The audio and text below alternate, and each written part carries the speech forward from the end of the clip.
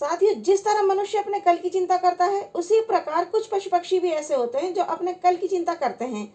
लेकिन यहाँ तो इस कटफोड़े ने कमाल ही कर दिया है। कटफोड़े को अंग्रेजी में वुडपेकर भी कहते हैं। यहाँ तस्वीरों में आप देख सकते हैं कि इस कटफोड़े ने घर की एक दीवार में शाहबलूत का फल बहुत अधिक मात्रा में जमा कर रखा है। ये फल लगभग 317 किलोग्राम है।